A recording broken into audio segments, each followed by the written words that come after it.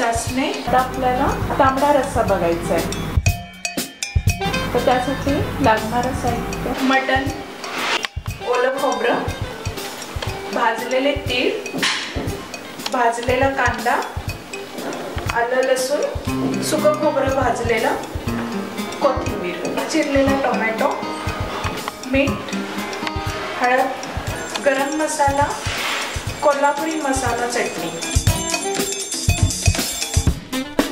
प्रथम तेल टाकून घ्या.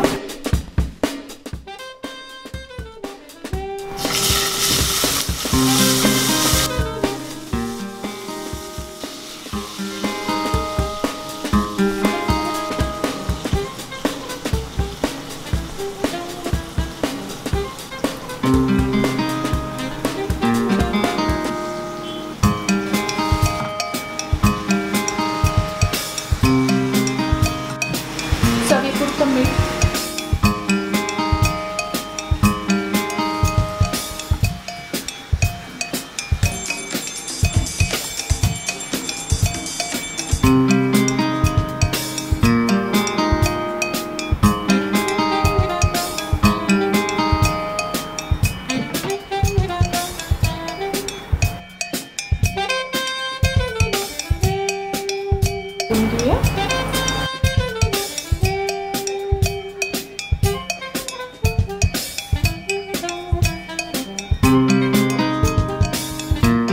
छान शिजलेलं आहे.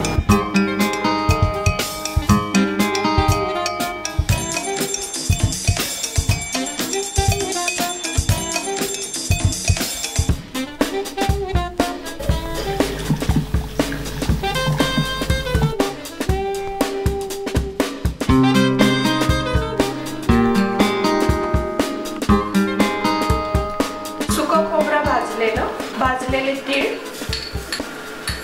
भाजलेला कांदा, आलं लसूण, कोथिंबीर. ह्याच्यात आपण बारीक वाटण करून घेऊया. हा झाला आपला मसाला वाटप. या मसाल्यामध्ये बारीक होणे इतकं पाणी घातलं तरी चालू शकतं, पण मसाला व्यवस्थित बारीक झाला पाहिजे. ओबडधोबड किंवा असं थोडा रवा असं नको. छान पेस्ट तयार झाली की त्याची टेस्ट पण मटणाला चांगली येते. आता आपण तेल टाकून घेऊ पॅनमध्ये. चटणी आधी एवढ्यासाठी की त्याला रश्श्याला कलर चांगला येतो. मसाला टाकून घ्यायचा आहे. ती चटणी जळून नाही द्यायची आपल्याला.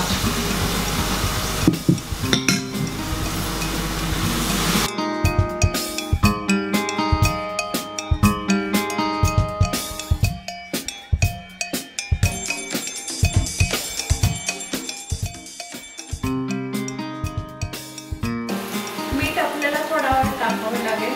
मटण शिजवताना आपण थोडं मीठ टाकलंच होतं, पण ते ह्या मसाल्याबरोबर थोडं कमी पडू शकतं. त्यामुळे चवीपुरतं थोडं मसाल्याला मीठ टाकायचं.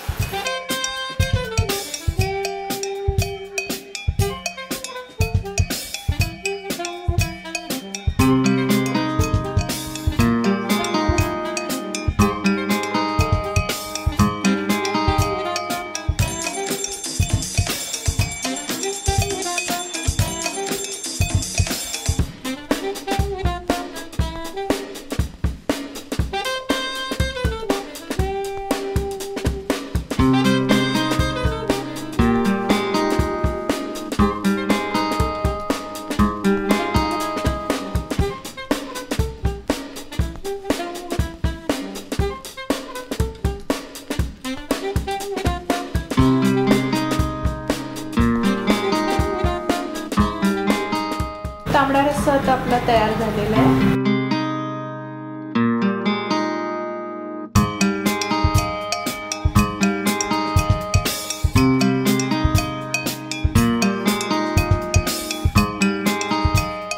कोल्हापूरची खासियत असणारा हा तांबडा रस्सा तुम्ही जरूर घरी करून पहा. त्याबरोबर सर्व करा पांढरा रस्सा सुद्धा.